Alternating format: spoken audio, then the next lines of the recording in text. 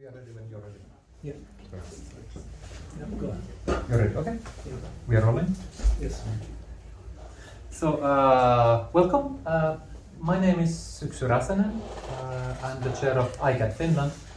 ICAHD is short for Israeli Committee Against House Demolitions, and whenever I have to explain this, I wish that our Israeli mother organization would have picked a different name, with an easier acronym.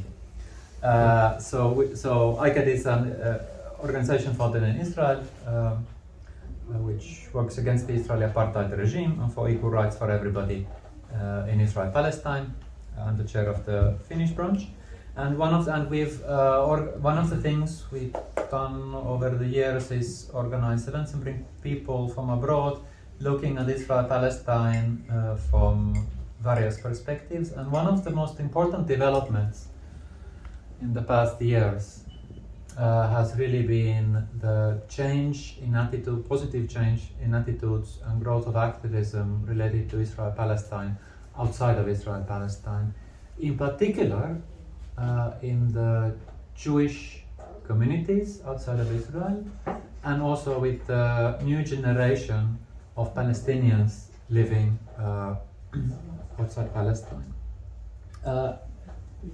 So we're very happy to have two guests here today, but before that, I will advertise this initiative against settlement products. So if you don't know what it is, here's some leaflets in Finnish. So this is an initiative to ban settlement products, import of settlement products from Israeli settlements, Moroccan settlements, other settlements into the EU. And once we have 1 million names, it goes to the EU Commission. If you have signed, great, then take this and give it to somebody who hasn't signed. If you haven't signed, you can read and sign. I have them only in Finnish, but if you Google stop settlements, you'll find out what it is. I can just pass them on.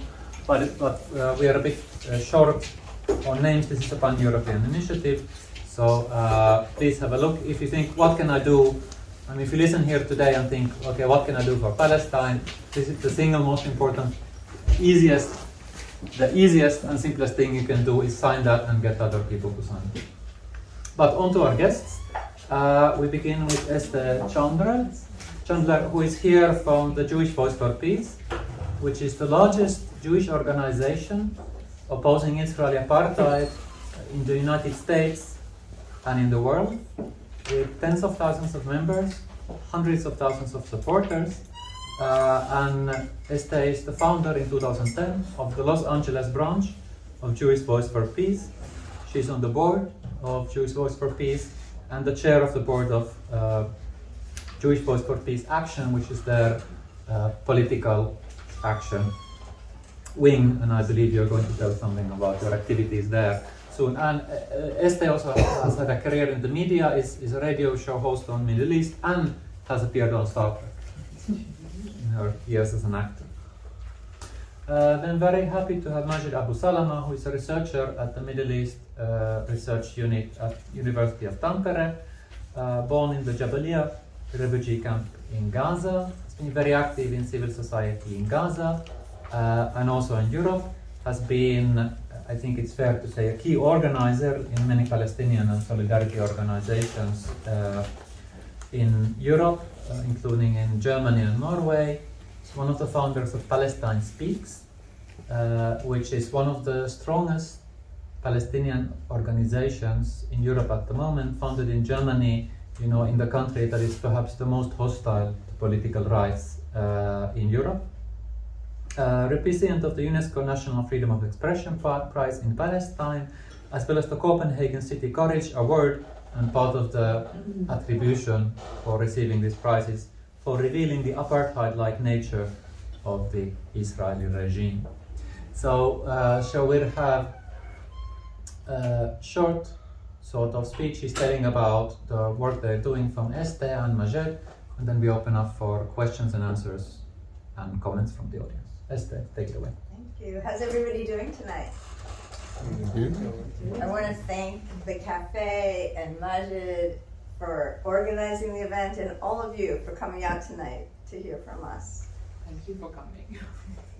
I'm going to start off a little depressing, but it should get better. As I'm sure many of you are aware, the outcome of Israel's 5th election since April of 2019 further pulled back the curtain to reveal that the steady rise of support for right-wing candidates among Israelis is not ebbing, but flowing. And this growing trend is actually more prominent amongst the young than the old. The rise in the percentage of Israelis, and in particular younger Israelis, that support extremely racist politicians who promise to enact extremely racist legislation, is a change that I've actually watched grow over my lifetime. When I was young, we spent some summers visiting my father's very large family in Israel. And I don't remember hearing people talk about Palestinians, occupation, peace, or even Zionism back then.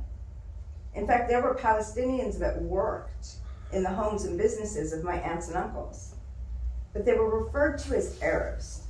In retrospect, a clear tactic of erasure by the Zionist movement that I suspect brought my family to Palestine from Kyiv. I even remember helping my aunt pack bags of clothes that her kids had grown out of to send home with a Palestinian man called Rotfrey, who worked for my aunt and uncle, and he had children that were younger than my cousins. But that all began to change when the separation or apartheid wall started going up in the summer of 2002. It winds throughout the West Bank, gobbling up as much land as possible. In fact, they say that when it's complete, the wall will actually be twice the length of the Green Line. It's not exactly fair. There is a left, but they could all fit on one bus. Half a bus, sad but true. And beyond their lack of numbers, the most left-wing party in Israel would probably be considered a center-right or right-wing party in Europe.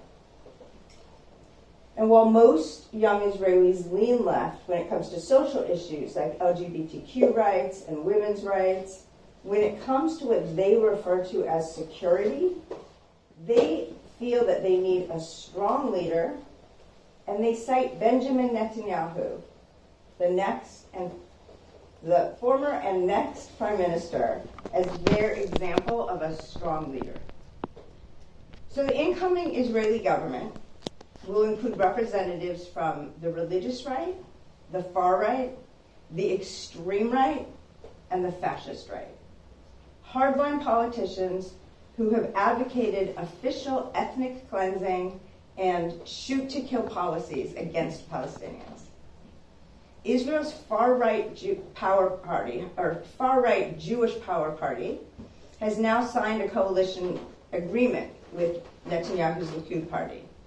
And its leader, Itamar Ben-Gvir, is set to become the national security minister under their deal. Ben-Gvir, who leads the Jewish Power Party, is an ultra-nationalist politician known for his anti-Arab comments and a past conviction for inciting violence and anti-Arab racism and supporting terrorism. Ben-Gvir has threatened to deport all who are disloyal to Israel. And as public security minister, he's going to be in charge of Israeli police. He's also a follower of the late explicitly racist ultra-nationalist Meir Kahane, whose organization was banned in Israel and designated as a terrorist group by the United States. So clearly, much co-resistance to apartheid is called for at this time. And Jewish Voice for Peace is doing that in several ways. A bit of history. Jewish Voice for Peace, or JVP, was started in 1996 in the San Francisco Bay Area by 3 UC Berkeley students as an all-volunteer Israel and Palestine peace group. In 2002, members decided to build a larger grassroots base that could one day change U.S. policies towards the region. Funds for our work now, as they were then, are raised through a grassroots campaign focused mostly on small individual donors. Today, JVP is a national staff-led, member-driven organization dedicated to supporting and leading winnable campaigns to change US policy, shift US discourse, and even the playing field in order to create the political conditions that might allow Israelis and Palestinians to achieve a just and lasting peace. But sadly, we see Israel's apartheid regime of state violence, dispossession, and discrimination against Palestinians continuing to escalate. And we're seeing movements for justice from Palestine to the US facing increased repression.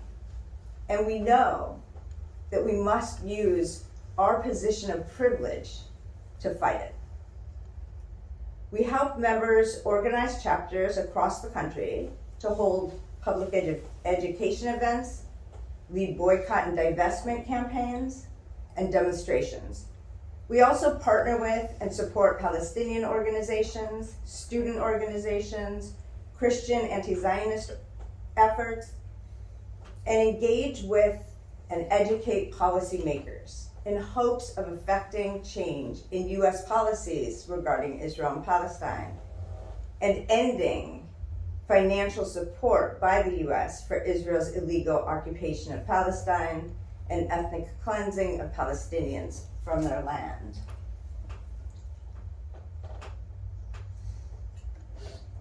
Sorry. We have a rabbinic council, we have a health council, we have a network of Black Jews, Indigenous Jews, non-Black Jews of color, Sephardic and Mizrahi Jews. And we have an advisory board consisting of some of the best known Jewish thinkers of our time. Many JVP members and organizations in our communities find themselves in spaces with organizations like the Anti-Defamation League, using its anti-bias education materials, or doing work that involves the ADL in some other context. But in light of growing understanding of the ADL's harmful practices, many groups are rethinking relationships that include the ADL. Even though the ADL is integrated into community work in the US on a range of issues, it actually has a history and ongoing pattern of attacking social justice movements led by communities of color, queer people, immigrants, Muslims, Arabs, and other marginalized groups, while among itself with police, right-wingers, and perpetrators of state violence. Even more disturbing, it has often conducted those attacks under the banner of being a civil rights organization.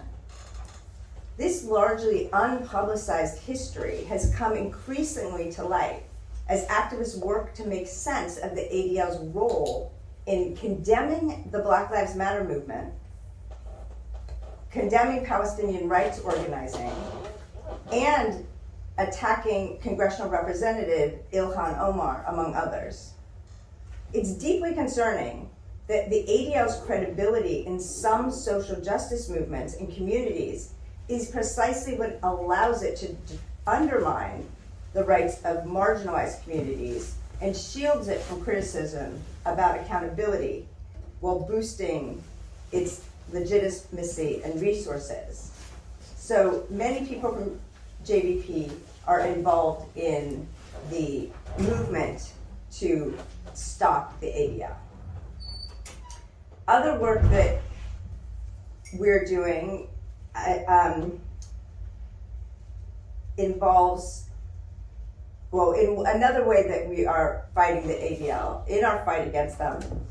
Last March, there were articles published in The Guardian and Jewish Currents, which revealed a draft memo addressed to the Anti-Defamation League CEO, Jonathan Greenblatt, written during the height of the Black-led uprisings in June of 2020 that were sparked by the police murder of George Floyd, entitled, The memo was titled Law Enforcement Trainings in Israel, and it was authored by senior staff of the ADL.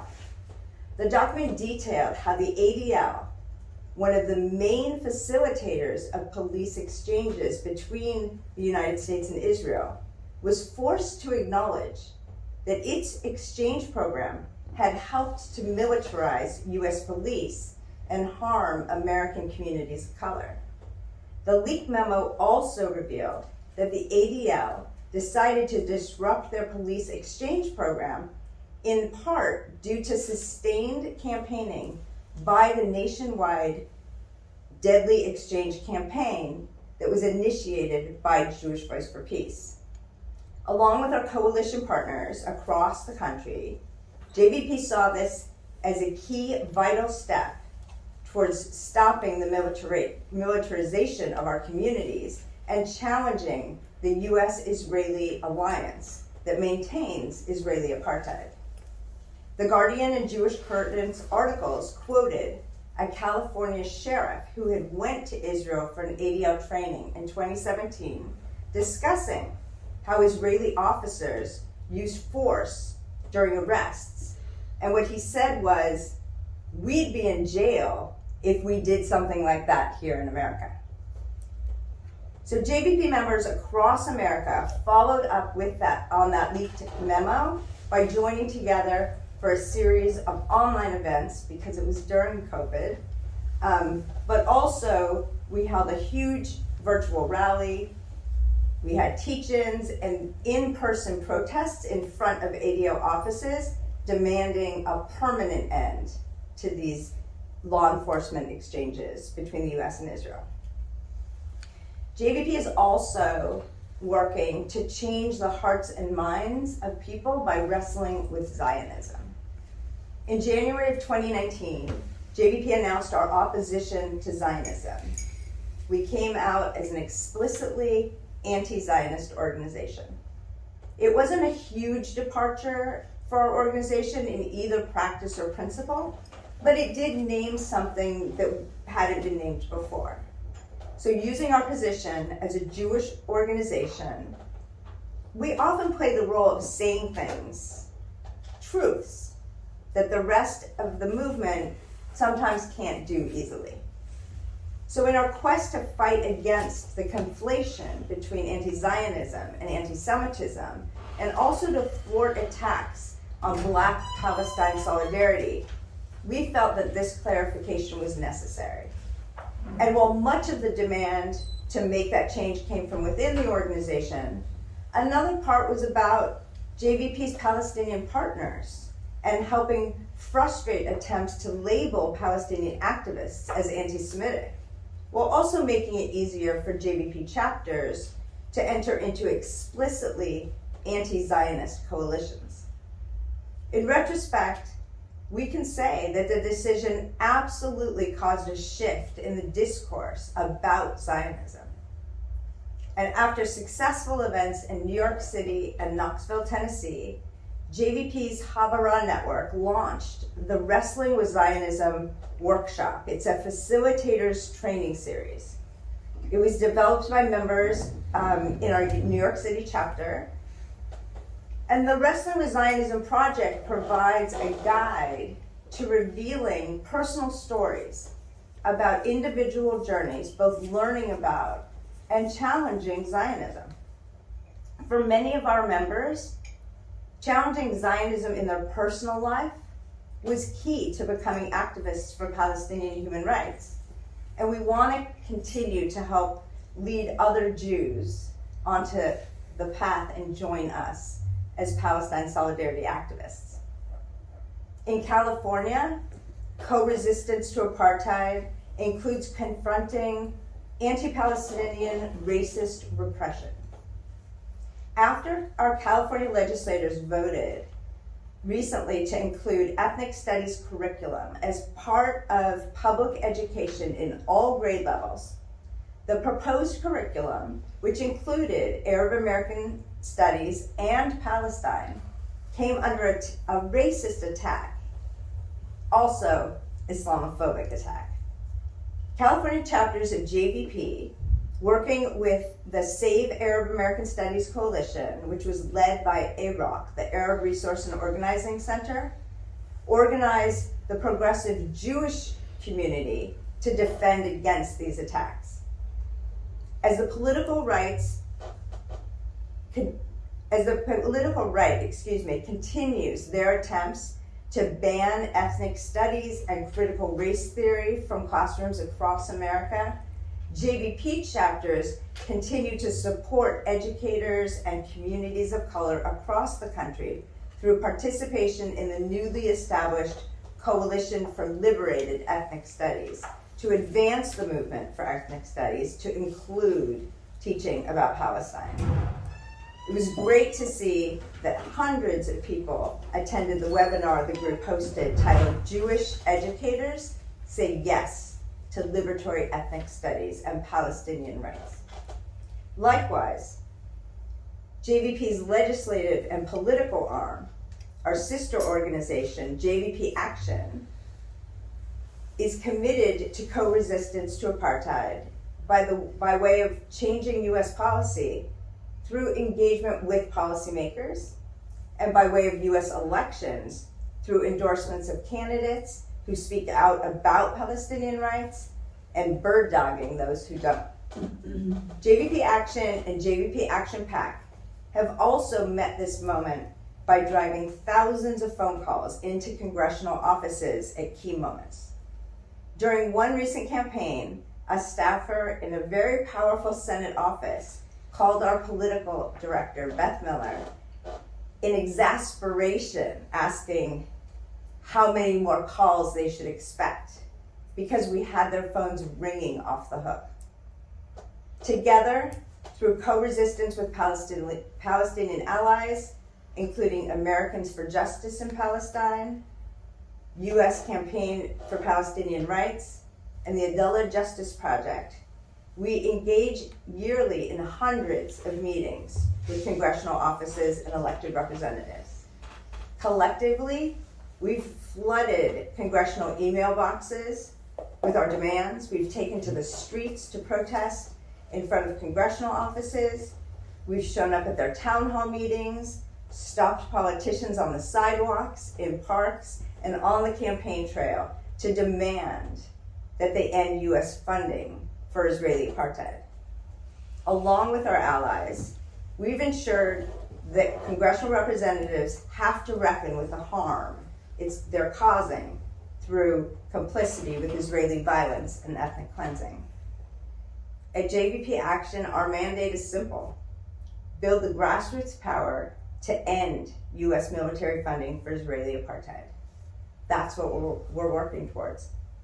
Along with American for Justice in Palestine, our move into electoral politics is relatively recent, but it has caused a stir.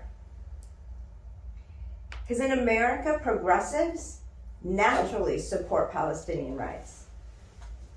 And they see Zionism for what it is, a racist ideology supporting settler colonialism and ethnic cleansing. So the pro-Israel movement sees the writing on the wall. Zionism and the progressive movement are mutually exclusive. Therefore, they now see all progressives and progressive candidates as their enemies.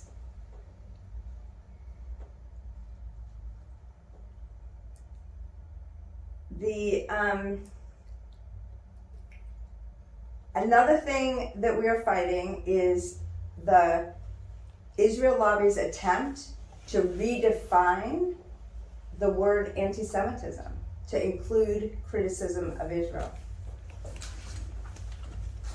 They have proposed and adopted the IHRA definition of anti-Semitism. It stands for the International Holocaust Remembrance Alliance. And this definition does absolutely nothing to make Jewish people safer. It fails to capture or even identify the true nature of anti-Semitism or its root causes. And it's of no use in identifying the different forms that racism and anti-Semitism often take. it's simply not fit for the purpose it's being promoted for. Moreover, when applied in policy or legislation, it violates constitutional and other rights to free speech.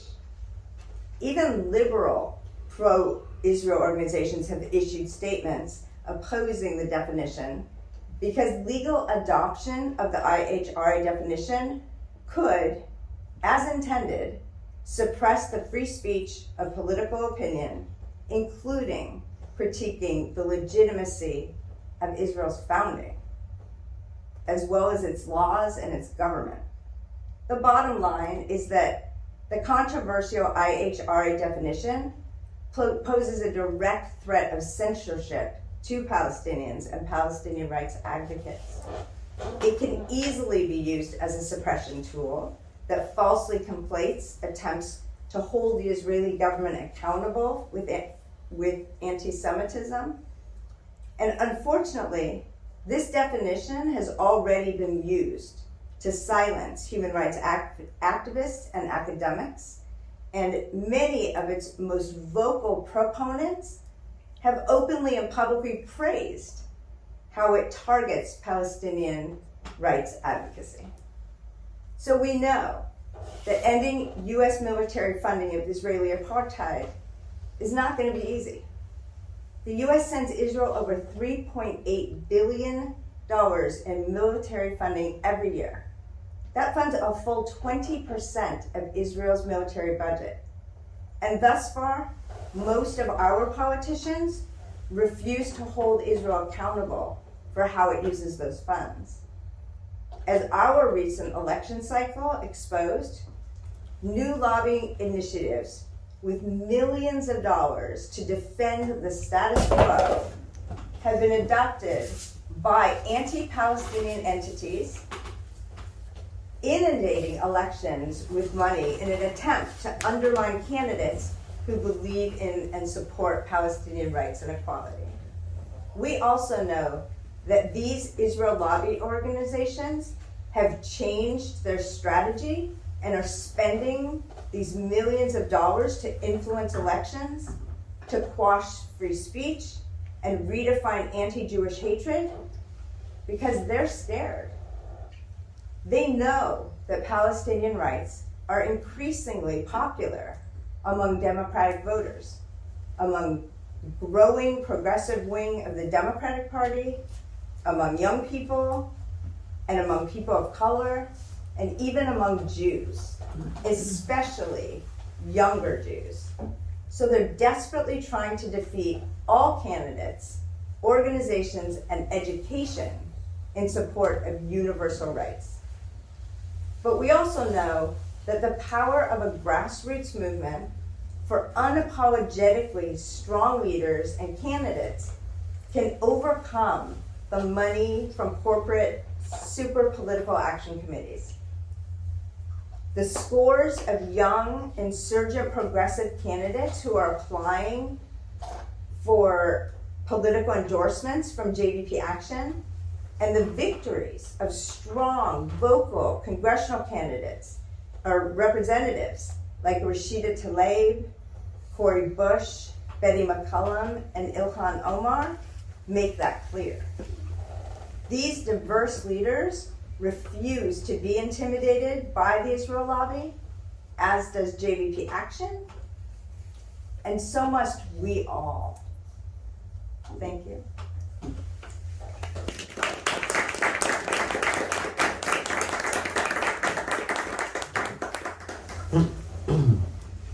Hello, everybody. She did not leave me any things to talk even.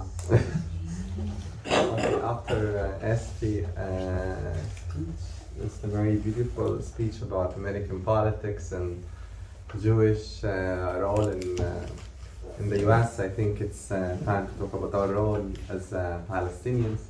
So here, like I come from Jabal al-Fashi camp in Gaza Strip. I have, as everybody else in the Palestinian, like in Palestine, colonized Palestine, have been under colonialism.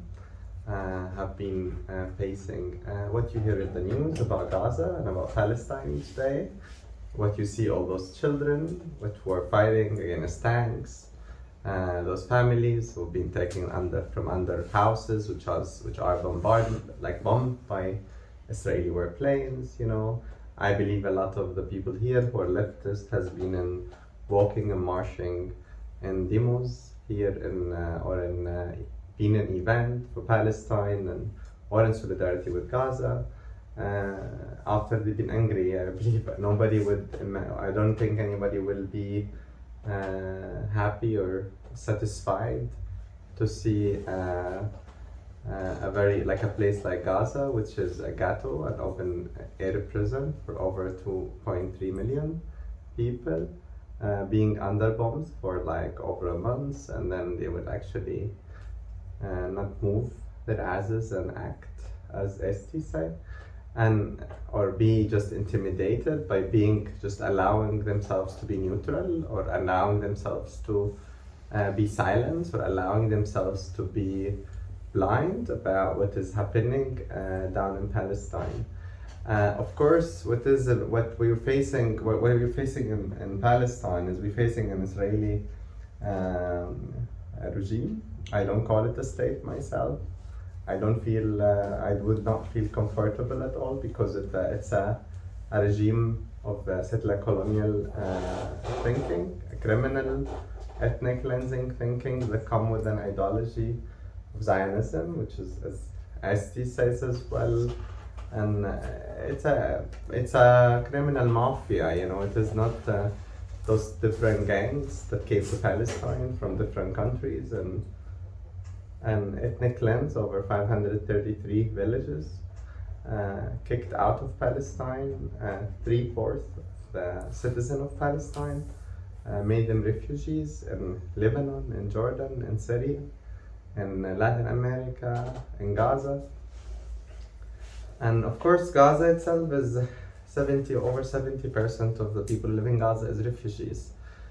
So, but all those people, years after, and all this the generation who grew up over 74 years ago under the Israeli colonial apartheid regime, have nothing changed for them. Depends on the Israeli government, politician change, because Israel was built, the founding of Israel is built under the ideology of Zionism, and Zionism itself is a very toxic, very criminal ideology, racist, apartheidic. It's an ideology where they just see Jewish people, they don't see any other person. You know, they see them as the first class, and they see even Ashkenazi Jew as the first class, you know, and they don't see black Jews as the same class, you know, after them. So Palestinian treating as 10th-class citizens or more, in that kind of space between the river and the sea, which is the colonized Palestine before the complicity and the betrayal of the Palestinian that happened in the United Nations, November 1947. However, lots of people ask us the questions, it's like, or every elections, are you, like, maybe next election with Israel, things must change, you know? And I tell you, like, I'm above 30, and I don't look at this like this. I look at every state leader, regime leader of Israel as a person who was elected because he had the courage to commit crimes against humanity in Palestine and in Gaza. So if you look at the last leaders of the last government, actually the competition between them was who did more crimes against Palestinians, who intimidated more crimes, who their name has been actually called the International Criminal Court more than the others, you know. 3, I think, of them, or 4 of them were actually the head of the Israeli so-called defense forces, which is the colonial forces. It's good to frame things in the right space, you know. They try to actually make the word believe it's the defense forces, but you know, it's thinking of people who are colonized, and then thinking of the British mandate in India to to be a defense mandate, that will be really not nice. Or if the Swedish colonize Finland, it will be the Swedish Defense Forces. It wouldn't be nice. It's colonial forces. So this is how we lived. My generation, those who grew up before, the older generation, and the generation of my children, and the generation of, as long as this colonial structure is being there, it's not there in the sense of the materialist sense of tanks and warplanes and so on. And it's more details. The Israelis have actually managed to get, like, governments and the Israeli regime have employed everything in their power to actually create a contemporary way of managing people who are colonized in a small space. So because at the end of the day, we are in between their cities and in between their the settlements, and they are not that far. They're half an hour away from us. In Tel Aviv from Gaza, it's 1 hour away, if you want to drive, so it's part of the story. To make things clearer on this, I know I met once a family from who lived, an Israeli settler family who lives close to Gaza, and they tell me, okay, we are really upset, was like about Gaza. I was like, oh, that's nice, good that you're upset. Me as a settler, I was like, yeah. And then he would continue the story and he'd tell me, Majed, I actually, when the bombardment happens, especially, I actually feel it. That's why we actually move a bit far to the north of colonized Palestine, Israel proper today. So they move away from Gaza, close to the border of Gaza, because they tell me while the Israeli tanks and warplane is bombing Gaza, their house is shaking all the time, so they cannot sleep well, So they had to move until every massacre, they had to move. And that is very not nice to them. That's why they think that they feel us more than the ones who are a little bit far, who are like half an hour away, because he lives like 15 minutes away. So looking at this image, and looking at how those people who are close to the fence, who are not able to actually sleep at night because of the bombardments and because of the earthquakes that happens, because of the tons of bombs that fall in Gaza.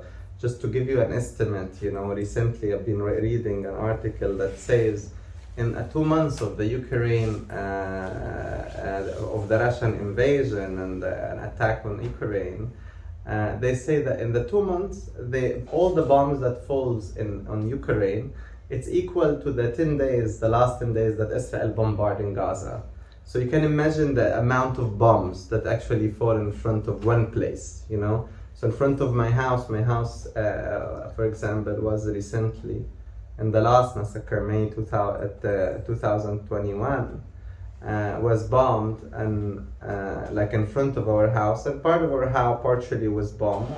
Luckily my parents survived, but at that place, in front of the house, so my parents in the same place, let's say this area, they will bomb 50 times. They will keep bombing. Nothing. It's F-16 bombs.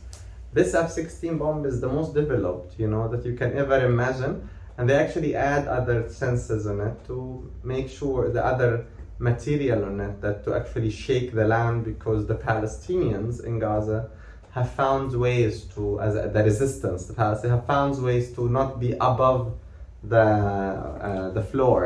So they're all fighting the Israeli army while they are under the cities and under the refugee camps, So they bomb as much as possible that they can destroy under the streets, the main streets, in a very brutal way that it does kill everybody in the area. And that happens in many different locations.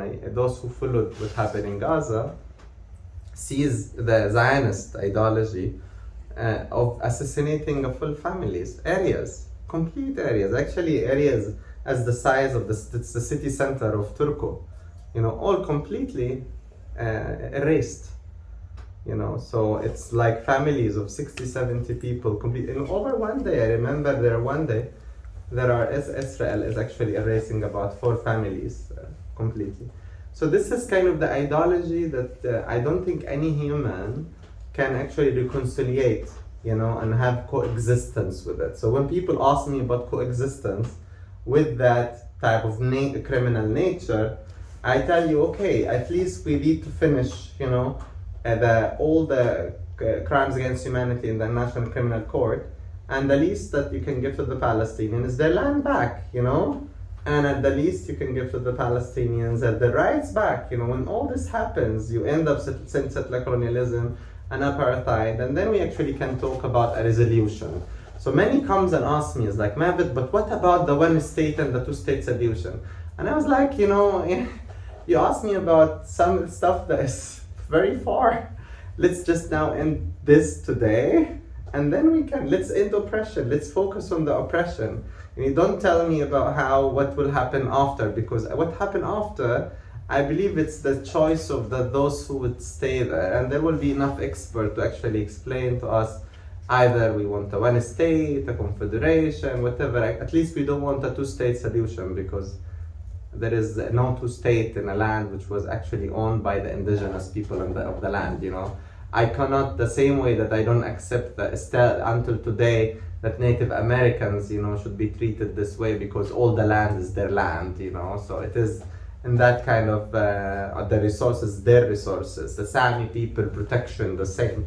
It's like, this is how the indigenous people protection is, that we give for me this is, it's not, we don't talk about far or left. We talk about normal knowledge. It's a very easy basics. The basics for indigenous people to have and own their lands, full stop. The basics for an oppressed, colonized people is to gain their colonized lands and colonize right back.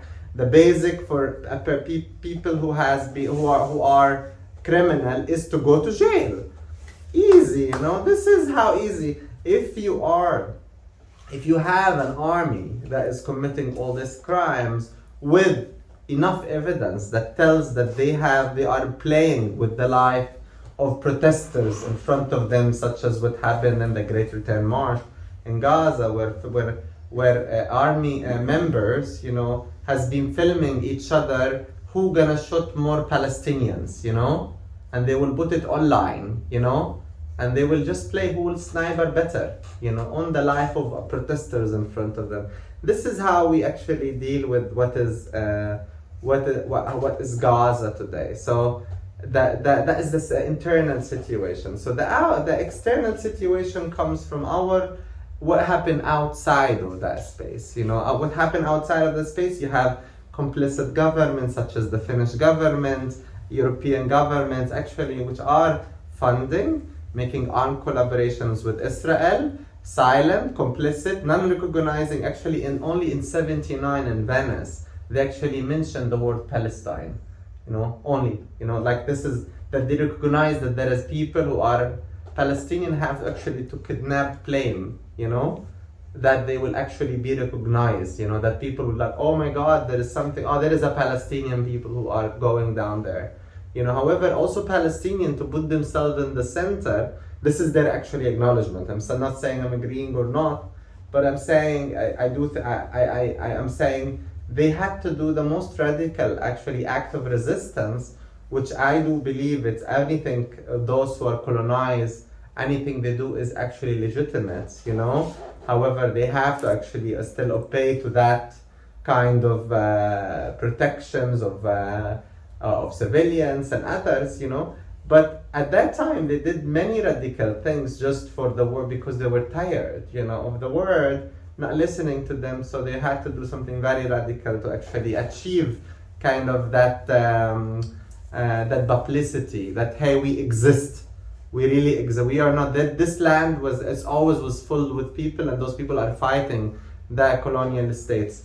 And the media, mainstream media at that time, they didn't want to talk about Palestinians, They didn't want to actually affiliate themselves with the Palestinian. But the Palestinians themselves have actually pushed everything in. What the Palestinians have done, what we actually doing as well, our generation today, At that time, we start from that time, 60s and 70s, in the 60s and 70s, there was a revolutionary movement.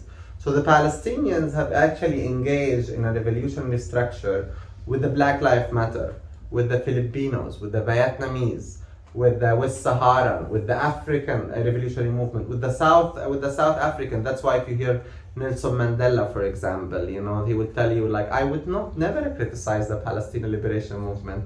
When people were silent, the Palestinian liberation movement were giving me weapons to fight the apartheid, you know, regime. So that is how the mentality of the Palestinians. They were actually training revolutionaries in Lebanon and Jordan, Japanese and Vietnamese and other from all around the planet. In Europe, many people came from Finland, from Italy. I'm meeting people until today who are above 70, telling me of their stories, you know, of being part of a revolutionary struggle in Palestine. This is a fantasy of that time. I'm not bringing it today.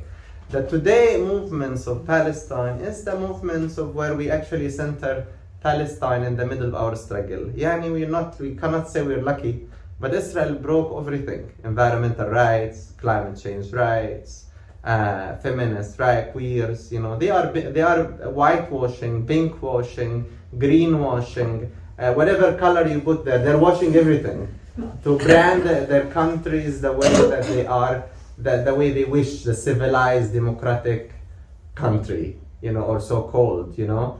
While it's at the end of the day, as not Amnesty have done, we Palestinians have said it hundreds of times, while this country is an apartheid colonial state.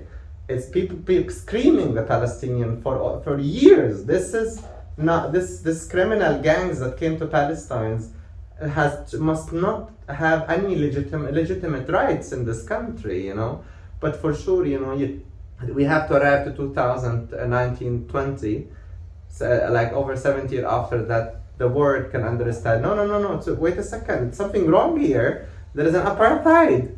But this is the Zionist ideology. Zionism itself was actually inside the United Nations, you know, until early 90s as a racist organization and a racist movement, you know. And that thought, you know, bring us to today again, you know, where our generations with all this green bankwashing and whitewashing bring us to today, where us our generation and the people today are putting Palestine in the center of intersectional struggle.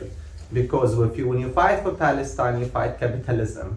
When you fight for Palestine, you fight because of all this money that comes into actually supporting this state, you know. When you fight this money, you know, you fight imperialism. You know, when you fight for Palestine, you fight environmental rights, because like they are involved in the destruction. One of the countries that actually, when they colonized Palestine, they didn't colonize only the land. They even cut the trees and brought trees from Latin America, from Europe, thinking that even the trees should actually cut and just we have to change it to more European, Western, you know, white trees, you know, which couldn't actually survive in the nature of the Mediterranean, you know. So the nature of the Mediterranean eat them. They refused those trees and they all died, you know. And they had to realize it doesn't work, you know. That's just a little thing. Even they brought their animals that try. They have done everything possible, you know, to greenwash the land. Also, they stole the water, you know. They stole the gas. In front of Gaza, there is gas, oil, petrol. You know, they're stealing it, you know. We actually they stole the water, they sell it to the Palestinian. They stole the gas and the oil and they sell it to the Palestinian. You know, this kind of dynamic, you know, that tells about the details practice of the Israeli power in Palestine, and how they actually our generation today and how the movements in Europe today is using all what Israel is doing as an example, a model, you know, to explain how imperialist, capitalist, colonial countries, you know, complicit, giving all the legitimacy and recognitions on the plan by our government in Europe here, you know, in a very complicit way, and how this should be one of the main focus position to all moral movement to actually take position of. That's why movements such as Fridays for Future, movements such as Black Lives Matter, movement sorry, and many other movements have actually fully been behind the Palestinian struggle, and also fully behind the recent movements which has been created in Palestine after 2005, with a call from the civil society in Palestine and the Palestinians, which is the BDS movement, the boycott, divestment, and sanction of Israel. Because this is actually the least that we can do when we buy something. We actually had to look and see, no, when there is an Israeli product in a supermarket, we have to check and go to the supermarket person and tell, hey, no, why are you actually selling this here? Because this is immoral, this is unethical, this is illegal, and this might be coming from settlements that is stolen from land that was stolen from Palestinians. So setting Palestine as an international intersectional struggle is actually a core to the struggle of today movements, you know. So Palestine Speaks, for example, is working a lot, you know, and all other movements as well, working a lot in setting Palestine with the queer movements, because Israel is actually trying to bring their wash, calling Tel Aviv, you know, the Middle East most safe space for queers, you know. And they actually put a lot of money to go around queers, and queers also does what they do is actually many queers they don't understand. They need a moment to actually think and say, hey, they're using us, they're commodifying queerism, you know, and using their oppression, you know, and their struggle to actually binge-watch the Israeli crime. And that is when a lot of queers stand up and say, no, we're not gonna do that. A lot of feminists as well, especially white feminism, you know, with the feminist struggle, many white, like they will come and say, oh, but what about women's rights? You know, they're trying to have this Orientalist attitude of how the Palestinian women should dress and how they should do stuff, you know. But there is an authentic way of how Palestinian actually want things to have. Of course, there are rights should be granted, you know, but it is not the Western way. We don't want to moderate. Like the Palestinian tells you, I'm a secular person, and I don't believe, but it's at the end of the day, most of my communities are Muslim. I cannot go to them and just say, no, they have to dress. I would not accept any woman to be in Palestine like this with hijab. Everybody should dress dresses or shorts, you know, so it can look more modern as possible. It doesn't work like this. I think it's the same. I would imagine the same thing was happening right now with the World Cup, you know, in Qatar, you know, and how actually things are going toward trying to brand Qatar, you know, as a brand Qatar with the brand Qatar with kind of this argument. Oh, they're not allowing us to drink in the stadium. It's like, why anybody should make you drink? They're not allowing us to do things. It's a Muslim country. They do stuff the way they want. Full stop. You know, it's not any. You can do a lot of other things outside. So it is this kind of that is the feminist aspect. I went to the queer aspect, and I actually many the environmental aspects. But at the end of the day, today Palestinians and anti-racist movement is all about and it's all about decolonizing our spaces, positioning ourselves, you know. And that is when us as Palestinians and Arabs, you know, had to actually start to think to decolonize ourselves and say, okay, if we want to actually fight, you know, we have to position ourselves in the middle of all the struggle, and we have actually all the framing we need, you know, and all this struggle with all our comrades who have actually thought the same. We can't do single struggle. We have to do it collective, you know. Therefore, this intersectional work where Palestine became kind of integral, central in it, became the vision of the Palestinian movements for the last for the last 20 years, you know. And now we're pushing with all our movements, either here with the Palestinian Voices in Finland. You can follow it in Instagram as well.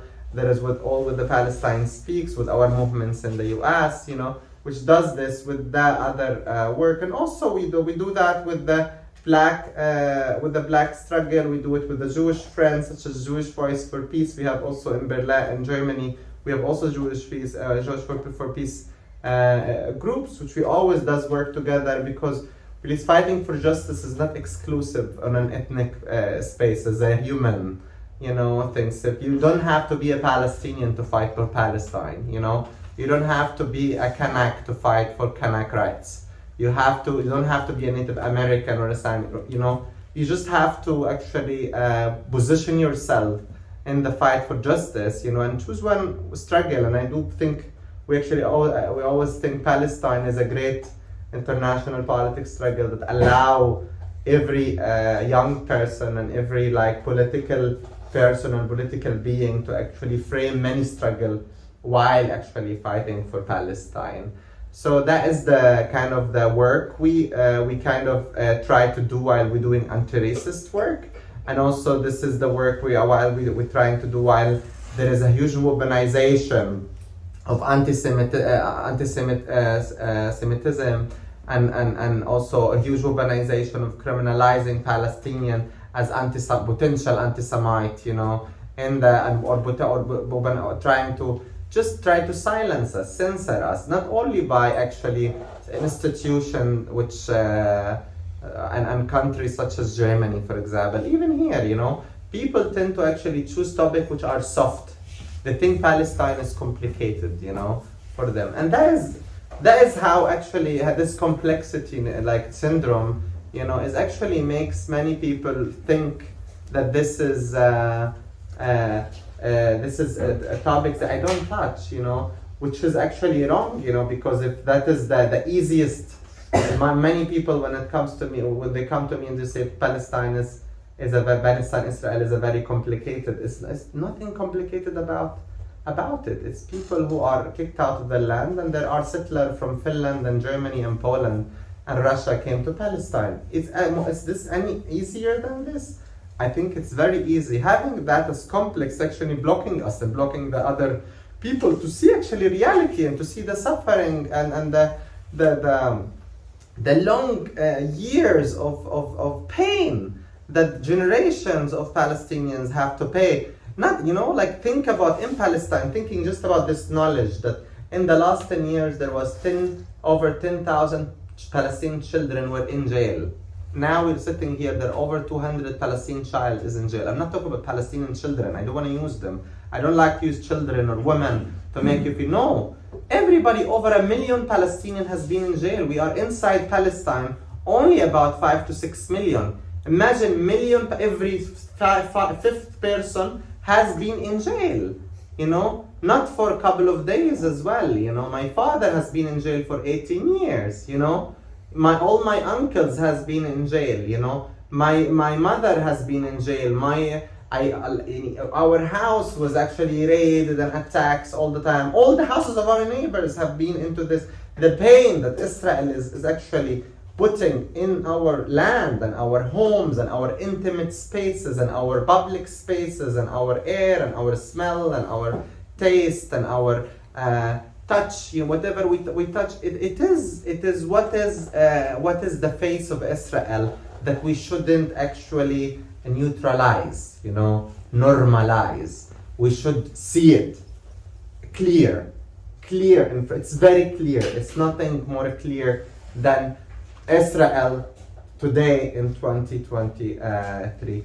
Therefore, there is a lot of hope actually just among young generation, the same way that the Jewish young people in the US, there are lots of hope among young people in Finland, and I would tell you, even in Finland there are the Left Alliance, there is the Swedish People Party here, there are especially young people, I met many young people who are maybe Finnish people are a bit shy, but they really speak up. Even in Germany, we have a lot.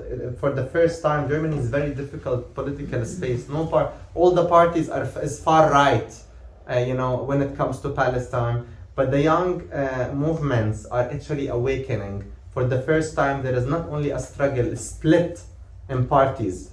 Inside the young, the young and the student largest movement in all of Germany, because of the position on Palestine, This is where, I see the future, and I see us I see us in the Palestine speak as well, and also in other movements that where Palestine Palestinian young generation and second, third generation who've been born here, who came with responsibilities and agency to liberate Palestine from here. I can tell you there is a lot of hope. There is a lot of work that needs to be done, and a lot of also there is a lot of repression and far right fascist regimes that needs a lot of us to step in and confront, not wait them to come inside our home and colonize our home, even here in Turku, So we should push back, so engage and be there for Palestine and for yourself and for your family and children later, now and today. And thank you.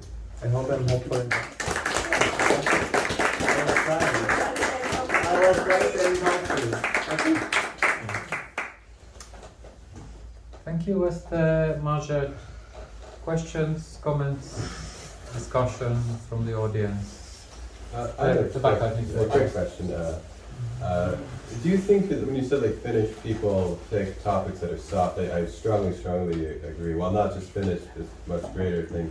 But would you say, let's say, agree with like, if you pick a topic, let's say global warming, which is very important, you don't have people who are pro-global warming, like who are like, I am pro-global warming, who are going to confront you. You say, I want the globe to be warm. I feel like, I'm not sure, do you think that people are afraid of, let's say, Israel-Palestine because they'll meet a person who's pro-Israel and then they don't know what to do? Or they're afraid, there's powerful groups that are pro-Israel, the US government. There's consequences for being pro-Palestinian and economically if you're in the US. So do you think that's also a reason why people maybe are silent on this issue when they otherwise would be more vocal about another issue? Absolutely. I think that that's part of the tactic to put fear in people. I can tell you that when I launched Jewish Voice for Peace Los Angeles in 2010, at the end of October, in early February, I woke up to find a wanted poster on my front porch because they couldn't figure out who Estee Chandler was. I hadn't been involved in the movement, and they really thought that they could just scare the bejesus out of this person and that they would go back wherever they came from. Unfortunately for them, my father's Israeli, and I have a bit of chutzpah, and it pissed me off, and it just made me a better organizer, I think. But they definitely want to use fear, and their strongest weapon is to call you an anti-Semite, because nobody wants to be called an anti-Semite. And while for me it might bounce off because I'm Jewish, I think it's actually anti-Semitic for someone to call me an anti-Semite because I don't share the same politics as some other Jews. They're definitely, fear is their best weapon. Whether they want to make you Palestinians afraid of the Israeli military, whether they want to make them afraid that their children are going to be kidnapped from their beds in the middle of the night, whether they want you to be afraid to say something at work because you lose your job, whether they want me to be afraid to be in my house. Fear is a big part of their campaign. Yeah, I have this kind of closer answer. Palestinian in Germany is the largest community in all of Europe. We are over 250,000 in Germany. And looking at them, I can tell you, if you ask anybody there, they face two things. First, being called directly an anti-Semite. The second is they have this immigrant syndrome, which many immigrants, when they come as refugees, to European countries, they're very scared to being kicked out. They're very scared for their papers. They're very scared. Plus, they have this Palestinian issues where the German, they see them as a potential people to pay their sentence. So this is how the Palestinian community in Germany has been actually completely intimidated for years. Why today, for example, our movement have been successful is because of the increasing repression. Because when repression really reach a point then suddenly I think there is a going back, you know. And second, there is also the second and third generation who were born in Germany. They know the language, like the Finnish Palestinian here, you know. They know the language like the Finnish people, you know. They look like Finnish, you know. Their mom is Finnish or their father is Finnish, you know. They're half, you know. They're much stronger in actually telling about who they are, you know. So they could actually face the intimidation and fear and trauma much stronger and much with a lot of power and enforcement. So I see the mechanism as it's actually I see it as a mechanism of pick and choose and selectivity. European state in general as actually pick and choose which either global warming or Palestine is easy for people, it's more romantic, you know. So if you talk about Palestine, it's so difficult, you know. Only progressive should talk about it, you know. Only like radical left should talk about it. But it's not. It's actually it's just very easy. They complicate it for you. So, and they scare you as well, you know. So you don't talk about it, or you just try to take distance, you know. And the good thing is the grassroots movements and the Palestinians and the good people have managed to create a frame Palestine in the opposite way. No, it's that to say you can't talk about Palestine. It's important to talk about Palestine. Palestine is there for us to learn, you know, about international politics, about intersectional struggles. So in that location where I see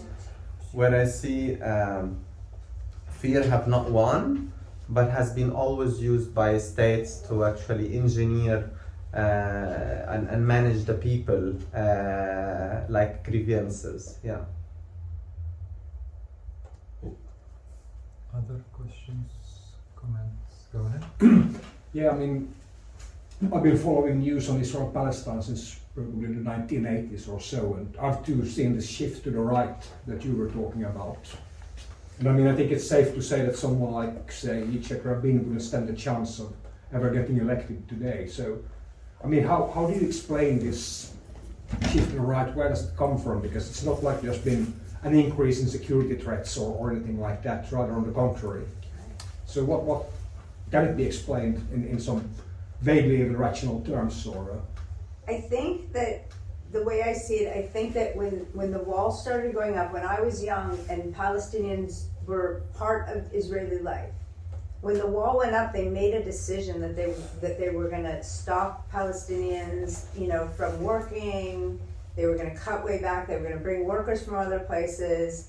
And so the next generations, my cousin's kids, didn't grow up seeing Palestinians. They weren't around. They didn't hear the word. They don't call Palestinians there. They purposely call them Arabs to try to erase Palestinians.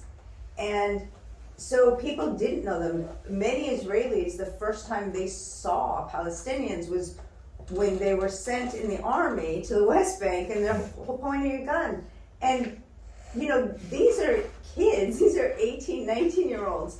They're scared because they've been scared to death, because from the time they come into a kindergarten, they're being taught in their work to lionize the military and to, you know, if they see Arabs in their curriculum, in their books at all, it's as, you know, villains and, you know, not civilized people. It's just, and so if you're boiling in, you know, if you're a chicken and you're in a pot of water and you're boiling, you're going to become chicken soup. So people have been just, you know, living in it for so long, their whole lives, these generations, that they are being scared. They're not just trying to scare us, they're trying to scare them too. Otherwise you wouldn't get generation after generation of Israelis, of, you know, my cousins, to send their kids to war, to be in danger, to kill other people, you know. So they use fear on both sides, and you end up with 70% of a population thinking that that is the only way to survive, as opposed to, I don't know, live and let live, do unto others as you would have done unto yourself. preserve the planet, stop oppressing minorities. I mean, the irony to me as a Jewish person, that Jewish people, that my family could flee the pogroms and go to Palestine and then send their sons and daughters to do that to another people. It makes no sense. It's like, isn't it simpler to let everybody live? There is actually enough space for everybody. It didn't have to be that way. Nobody, when Jews felt threatened in Europe, they could have went there and not colonized. I mean, it was a choice to, create a land that they saw of Jews, by Jews, for Jews, and to kick everybody out that they could. It did not have to be that way, and that's how you end up with 70% of a population, being rabid, willing criminals. Yeah, I have a follow-up question to that. I mean, would you say that this was actually a deliberate right-wing strategy to isolate the two populations from each other by building the walls so that they would become alienated towards each other? That strategy happened long before the wall. Right. So that strategy, there's a film called Occupied Palestine that was shot in 1980 by an award-winning film director, American, and in the interviews with people in this film, which I heard about, the film had been destroyed. I'm a filmmaker. I ended up being able to repair it, and we released it. But you see in these interviews, you see the settlements being built in the background, and you hear people. It's 1980. It's before political correctness, and people are saying, "Oh, but we have to separate the people." Because they knew if you don't separate the people are going to become friends, they're going to fall in love, they're going to have children, they're not going to be separate anymore. So it was absolutely intentional from long before the wall to separate the populations. Other questions? Comments there at the back? Question. So you brought up Germany, and I lived there, studied there, and we've discussed Documenta. For instance, I don't know, recently they were accused of being anti-Semitic because they didn't include Israeli artists and they included Palestinian artists. And then we had this conversation in our classroom. And the German students got really sensitive about this topic. They were like, of course they are anti-Semitic, this is wrong, stuff like that. And I was just wondering, out of the empathy towards them, because I understand that it is still a very sensitive topic for them. They want, they still hold that generational trauma and guilt, and which is, obviously it's well deserved in the in history, but in the sense of they are not able to, that is their first response. And I think it's understandable, but I was wondering if you have any practical advice on how to change the conversation into saying that no, it is Zionist, it's not anti-Semitic, and then to redirect it into the discussion of it's actually an occupied land and they are doing the wrong thing, and I was wondering if there is any what is it called, an algorithm or something. Because I would expect that this is a recurrent thing. Yeah, it's interesting. Anyway, with Documenta 15, I was engaged, in all the discussions that's happening. However, it's hard to actually. First, let's start from the beginning.